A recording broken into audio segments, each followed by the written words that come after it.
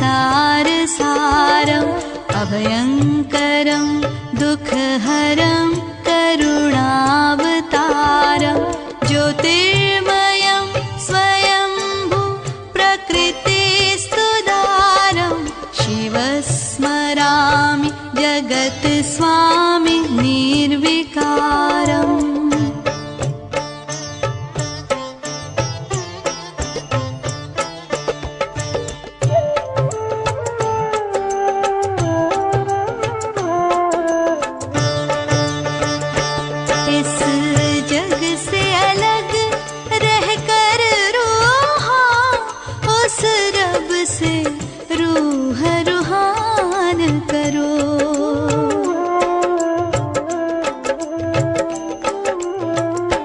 जो ध्यान तुम्हारा रखता है तुम भी उसका कुछ ध्यान करो, तुम भी उसका कुछ ध्यान करो।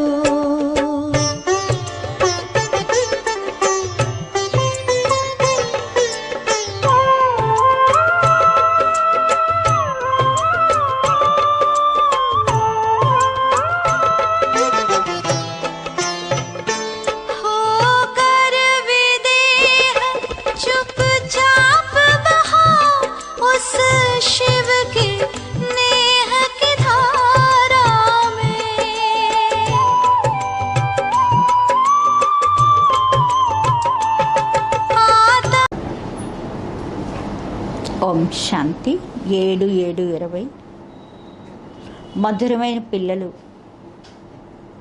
పురుషార్థం చేసి దైవీ గుణాల్ని చక్కగా ధారణ చేసుకోండి.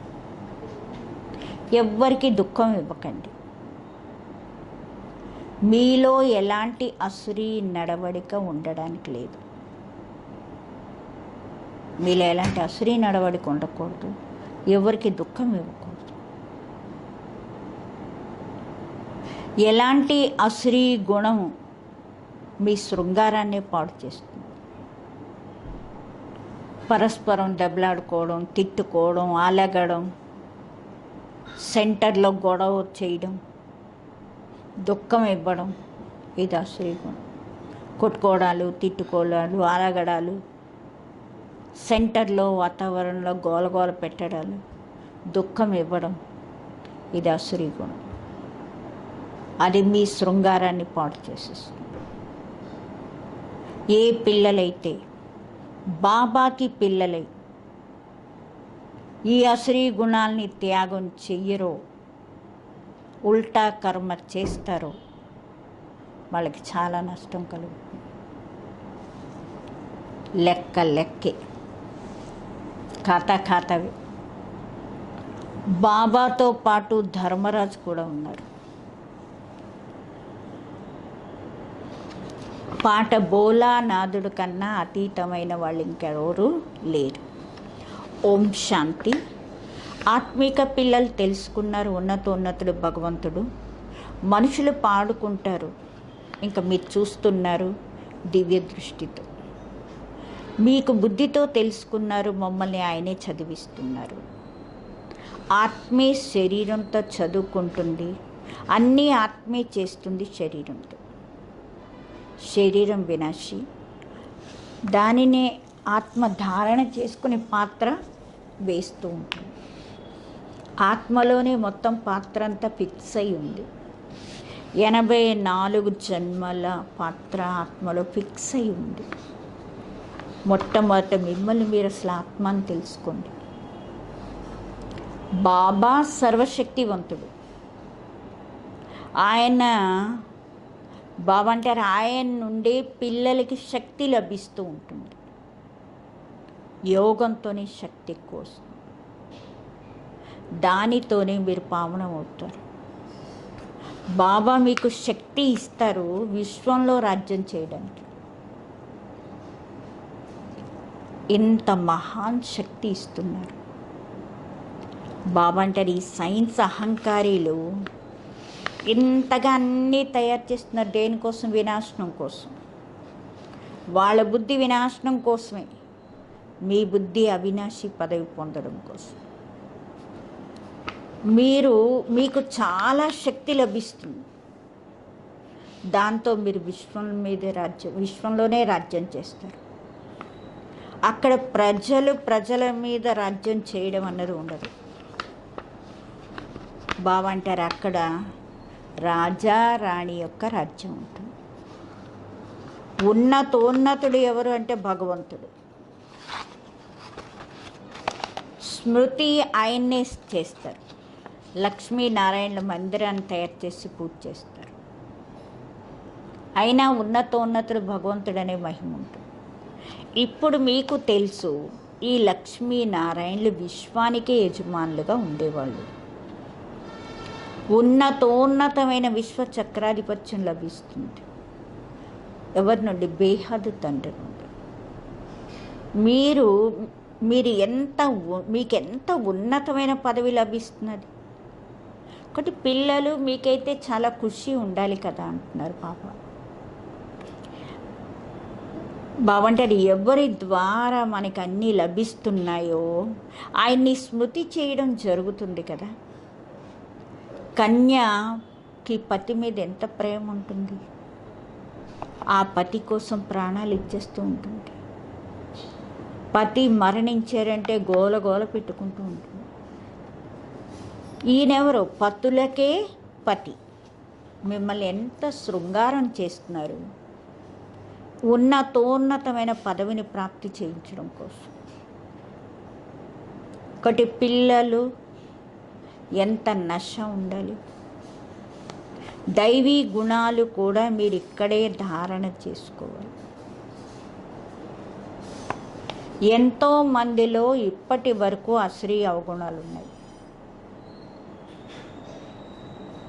దెబ్బలాడుకోవడాలు, కొట్టుకోవడాలు, అలగడాలు, సెంటర్లో గొడవలు. బాబాకి తెలుసు, చాలా రిపోర్ట్లు వస్తూ ఉంటాయి. కామం మహాశత్రువు. ఈ క్రోధం కూడా తక్కువైన శత్రువేం కాదు. ఫలానా మీద వాళ్ళ మీద ప్రేమ ఉంది, నా మీద ఎందుకు లేదు, ఫలానా వాళ్ళ విషయం వీళ్ళని అడగండి, వాళ్ళని అడుగుతారు, నన్నెందుకు అడగరు. ఇలా మాట్లాడే వాళ్ళు సంశయ బుద్ధిలు చాలామంది ఉంటారు. రాజధాని స్థాపన అవుతున్నది. ఇలాంటి వాళ్ళకి ఏం పదవి పొందుతారు? పదవుల్లో కూడా అందుకే చాలా తేడా ఉంటుంది. బాబా అంటున్నారు పాకీవాణ్ణి కూడా చూడండి, మంచి మంచి మహల్లో ఉంటారు. కొంతమంది ఎక్కడో ఉంటారు. ఇలా ఎలాంటి పదవులు పొందుతూ ఉంటారు. పదవుల్లో చాలా తేడా ఉంటుంది కదా. బాబా అంటారు ప్రతి ఒక్కరూ తమ పురుషార్థంతో దైవీ గుణాల్ని మంచిగా ధారణ చేసుకోవాలి. దేహాభిమానంలోకి వచ్చినట్లయితే అసురీ యాక్టివిటీ ఉంటుంది, అసురీ నడవడిక ఉంటుంది. ఎప్పుడైతే ఆత్మాభిమానులు అయిపోతారో, చక్కగా ధారణ చేసుకుంటూ ఉంటారో, అప్పుడే ఉన్నతమైన పదవి పొందుతారు. పురుషార్థం ఎలా చేయాలి అంటే దైవీ గుణం ధారణ చేసుకోవాలి. ఎవరికి దుఃఖం ఇవ్వకూడదు. పిల్లలు మీరు దుఃఖహర్త సుఖకర్త, తండ్రికి పిల్లలు. ఎవరికి దుఃఖం ఇవ్వకూడదు కదా. ఎవరైతే సెంటర్ సంభాళిస్తారో వాళ్ళ మీద చాలా రెస్పాన్సిబిలిటీ ఉంటుంది. ఎలాగైతే బాబా అంటారు పిల్లలు ఒకవేళ ఏదైనా పొరపాటు జరిగినట్లయితే, ఏదైనా పొరపాటు చేశారో 100 రెట్లు శిక్ష పడుతుంది. దేహాభిమానిలు అవ్వడం కారణంగా చాలా నష్టం కలుగుతుంది. ఎందుకంటే మీరు బ్రాహ్మణులు, అందరినీ బాగు చేయడానికి నిమిత్తమైన వాళ్ళు. ఒకవేళ స్వయమే బాగుపడకపోతే వేరే వాళ్ళని ఏం బాగు చేస్తారు? చాలా నష్టం కలుగుతూ ఉంటుంది. పాండవ్ గవర్నమెంట్ కదా, ఉన్నతోన్నతుడు తండ్రి, ఆయనతో పాటు ధర్మరాజు ఉన్నాడు. ధర్మరాజు ద్వారా చాలా కఠినమైన శిక్ష అనుభవిస్తారు. ఇలాంటి కర్మలు ఏమైనా చేసినట్లయితే మటుకు చాలా నష్టం కలుగుతుంది. లెక్కే ఖాతే. బాబా దగ్గర పూర్తి ఖాతా ఉంటుంది. భక్తి మార్గంలో కూడా ఖాతా, భక్తి మార్గం యొక్క ఖాతాది అంటారు కదా, భగవంతుడు తప్పకుండా నీ ఖాతాని తీసుకుంటాడు.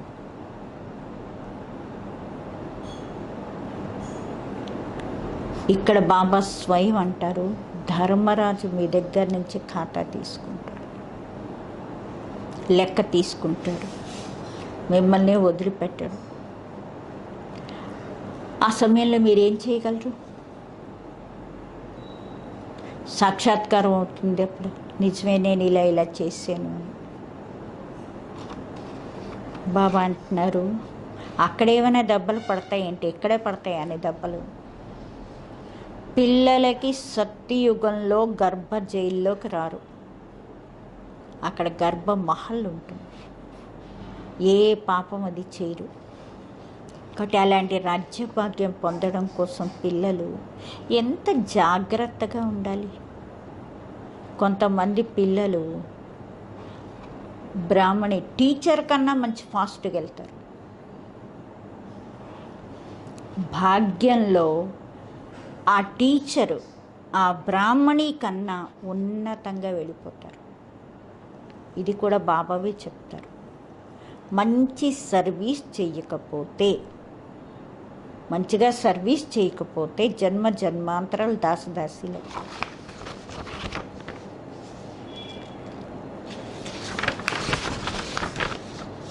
బాబా సన్ముఖంలోకి వస్తారు, పిల్లల్ని అడుగుతారు, పిల్లలు మీరు ఇక్కడ ఆ దేహి అభిమానిలే, ఆత్మాభిమానిలే కూర్చున్నారా? బాబా పిల్లల ప్రతి మహావాక్యాలు, పిల్లలు ఆత్మ అభిమానులు కావడానికి చాలా పురుషార్థం చేయాలి. నడుస్తున్నా తిరుగుతున్నా విద్యాసాగర్ మంత్రం చేస్తూ ఉండాలి. చాలామంది పిల్లలు తెలుసుకుంటారు, మేము తొందరగా ఈ నరకం నుండి, ఈ చీచీ ప్రపంచం నుండి సుఖధామానికి వెళ్ళిపోవాలి.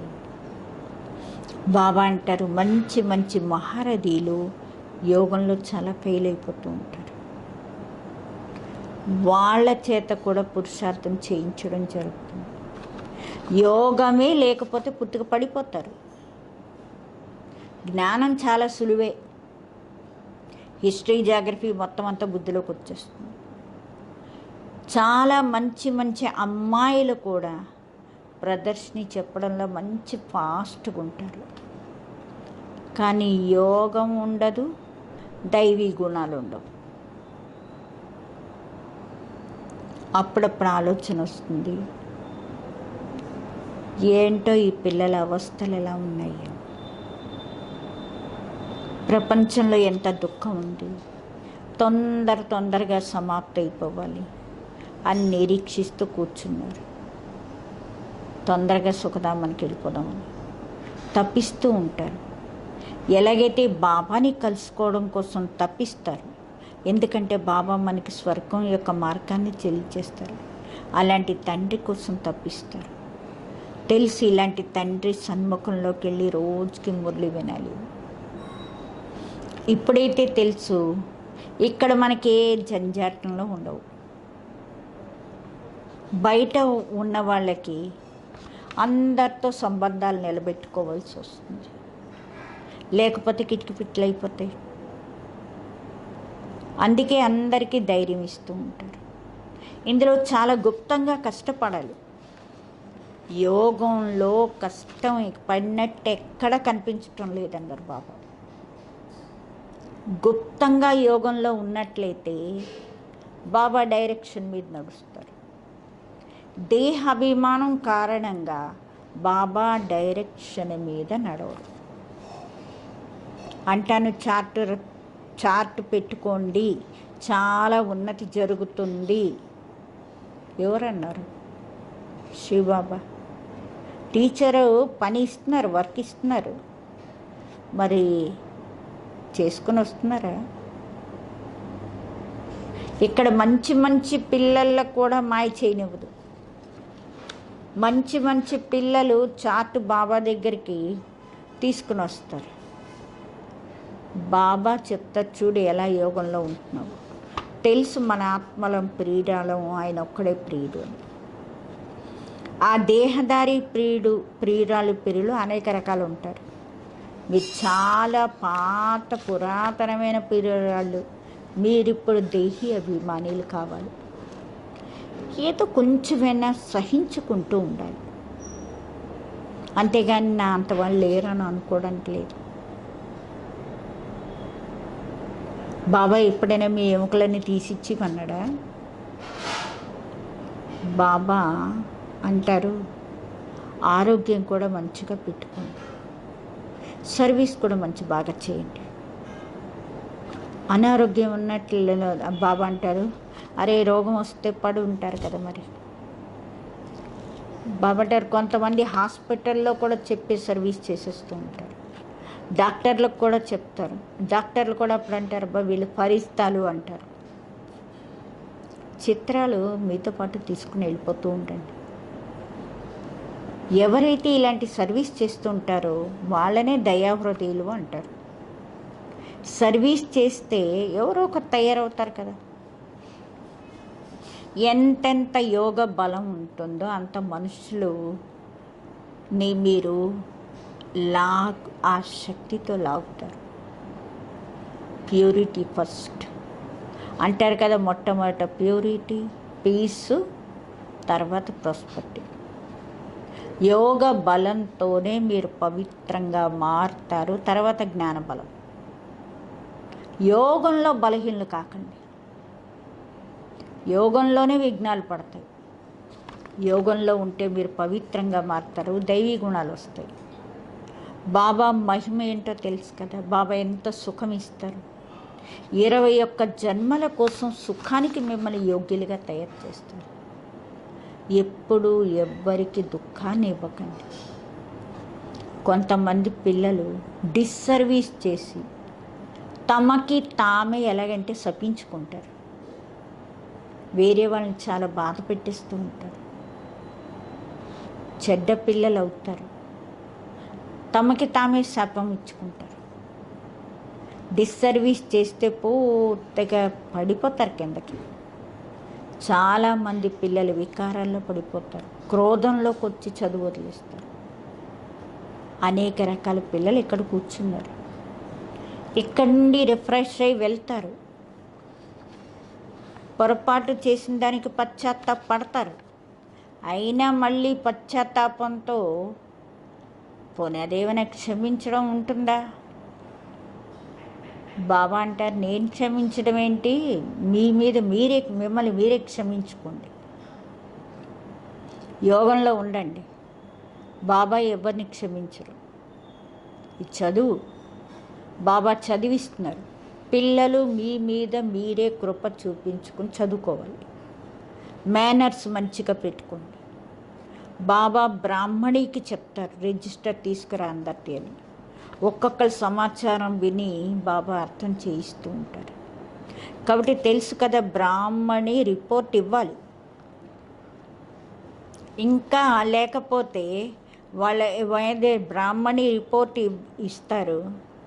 బ్రాహ్మణి కానీ వాళ్ళ మీద రిపోర్ట్ ఇచ్చేసరికి ఇంకా డిస్సర్వీస్ చేయడం మొదలు పెడతారు. చాలా కష్టం అవుతూ ఉంటుంది. మాయ చాలా పెద్ద శత్రువు. కోతుల్లా ఉన్న వాళ్ళని మందిరానికి యోగ్యులుగా తయారవనివ్వదు. ఉన్నతమైన పదవి పొందడానికి పొందులు పూర్తిగా కింద పడిపోతారు. మరింకెప్పుడు లేవలేరు, చచ్చిపోతారు. బాబా పిల్లలకి గడికి చెప్తూ ఉంటారు, ఇది చాలా ఎత్తైన ఉన్నతమైన గమ్యం. విశ్వానికే యజమానులు కావాలి. పెద్ద మనుషులు పిల్లలు, పెద్ద వాళ్ళ పిల్లలు ఎలా ఉంటారు, చాలా రాయల్టీగా నడుచుకుంటారు. ఎక్కడ మా తండ్రి గౌరవం పోతుంది అంటారు.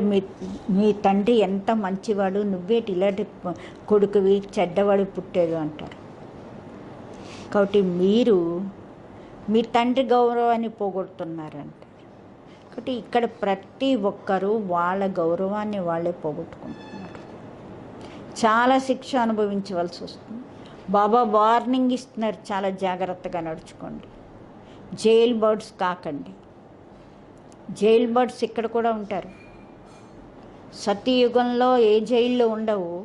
అయినా అయినా సరే చదువుకుని ఉన్నతమైన పదవి పొందాలి కదా. పొరపాట్లు చేయకండి, ఎవరికి దుఃఖం ఇవ్వకండి, యోగ యాత్రలో ఉండండి. యోగమే మీకు పని చేస్తుంది, ఆఖరికి పనికొచ్చేది యోగమే. ప్రదర్శనలో ముఖ్యమైన విషయం ఇదే చెప్పండి, బాబా స్మృతితోనే పావనమవుతారు. అందరూ పావనం కావాలని కోరుకుంటారు. ఇది ఉండేదే పతిత ప్రపంచం. సర్వుల్ని సద్గతి ఇచ్చేవాడు ఒక్క బాబావే వస్తారు అందరికీ సద్గతి ఇవ్వడం కోసం. క్రైస్తు, బుద్ధు వాళ్ళందరూ సద్గతిని ఎవరికి ఇవ్వలేరు. అయినా బ్రహ్మ పేరు తీసుకుంటారు. బ్రహ్మని సద్గతి దాత అని అనరు. బాబా అంటారు, దేవీ దేవత ధర్మంలో ఎవరైతే నిమిత్తులు అవుతారు, భలే దేవీ దేవత ధర్మ స్థాపన శివబాబావే చేస్తారు. అయినా పేరు బ్రహ్మ విష్ణు శంకరుడు ఉంది, త్రిమూర్తి బ్రహ్మ అనేస్తారు. బాబా అంటారు, ఈయనేం గురువు కాదు, గురువు ఒక్కలే. ఆయన ద్వారా మీరు ఆత్మిక గురువులు అవుతారు. మిగతా వాళ్ళందరూ ధర్మస్థాపకులు. ధర్మస్థాపనని సద్గతి దాత అని ఎలా అనగలరు? ఇది చాలా డీప్ విషయాలు అర్థం చేసుకోవడానికి. వేరే ధర్మస్థాపకులు ఒట్టి ధర్మాన్ని స్థాపన చేస్తారు. వాళ్ళ వెనకాతల ఆ ధర్మస్థులందరూ వస్తారు, కానీ వాళ్ళు ఎవరిని తిరిగి తీసుకెళ్ళలేరు. వాళ్ళు పునర్జన్మలోకి రావాల్సిందే. అందరికీ ఇది అర్థం చేయించండి. ఒక్కరే గురువు, సద్గతి ఇవ్వడం కోసం ఒక్కలే గురువు. బాబా చెప్తారు, గురువు అంటే పతిత పావనుడు ఒక్కరే, ఆయనే సర్వుల సద్గతి దాత, ఆయనే లిబరేటరు. ఒక్క గురువు కూడా సద్గతి కోసం లేరు.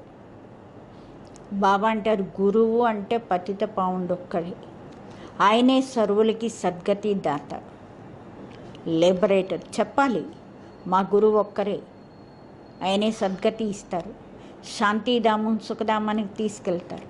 సతయుగం ఆదిలో చాలా తక్కువ మంది ఉంటారు.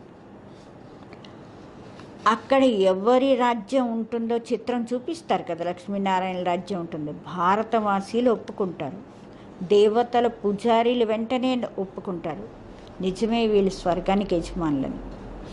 స్వర్గంలో వీళ్ళ రాజ్యం ఉండేది. మిగతా ఆత్మలందరూ మరి ఎక్కడికి వెళ్ళిపోయారు? వాళ్ళిద్దరే కూర్చొని రాజ్యం చేయరు కదా.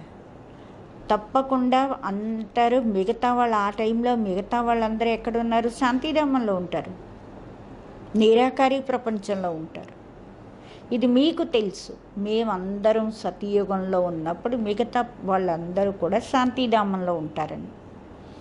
ఈ జ్ఞానం యొక్క ప్రాలబ్ధం పూర్తయిపోతే తర్వాత భక్తి మార్గం మొదలైపోతుంది.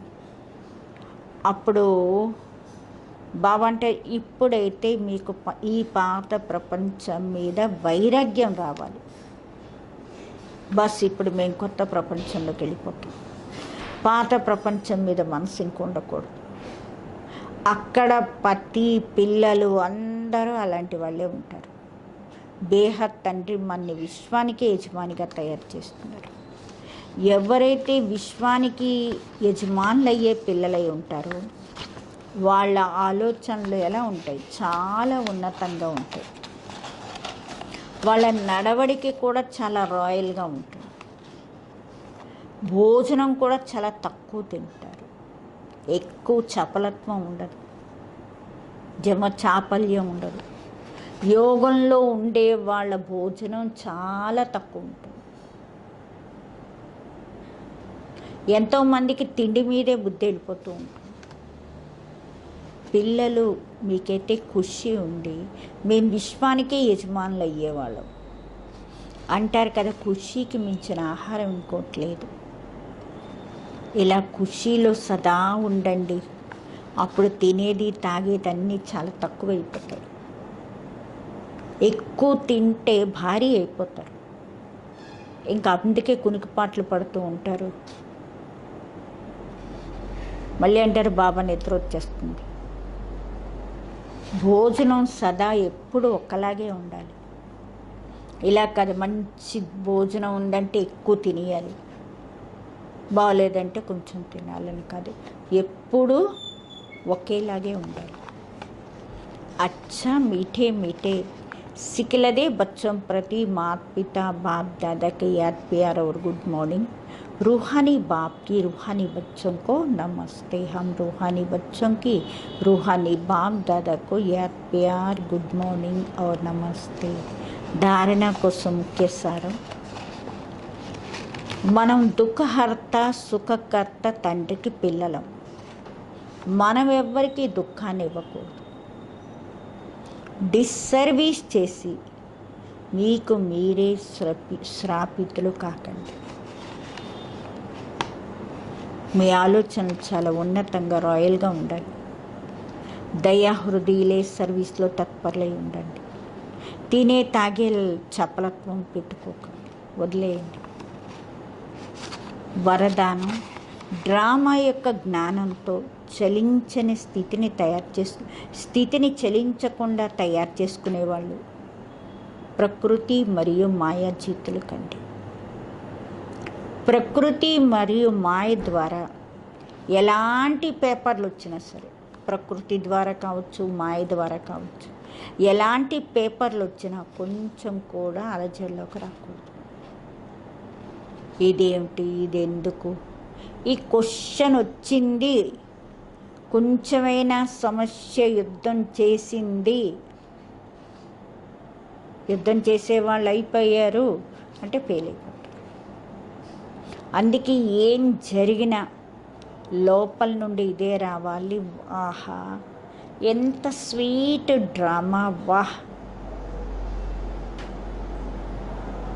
అయ్యో ఎందుకు ఇలాగయ్యింది అన్న సంకల్పం రాకూడదు.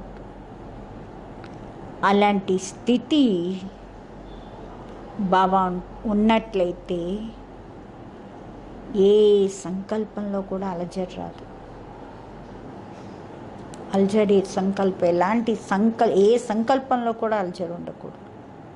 సదా చలించకుండా స్థిరంగా అలాంటి స్థితిలో ఉన్నప్పుడే ప్రకృతి జీతులు, మాయాజీతులు ఆ వరదానాన్ని ప్రాప్తి చేసుకుంటారు. ప్రకృతి జీతులు, మాయాజీతుల యొక్క వరదానం ప్రాప్తిస్తుంది. స్లోగను. శుభవార్త చెప్పి ఖుషిని తెప్పించడమే ఇది అన్నిటికన్నా శ్రేష్ఠ కర్తవ్యం. ఏం శుభవార్త చెప్తారు? బాబా వచ్చాడన్న శుభవార్త అందరికీ చెప్పాలి. కాబట్టి శుభవార్త వినిపించి వాళ్ళ ఖుషి తెప్పించడమే అన్నిటికన్నా శ్రేష్టమైన కర్తవ్యం. ఓం శాంతి.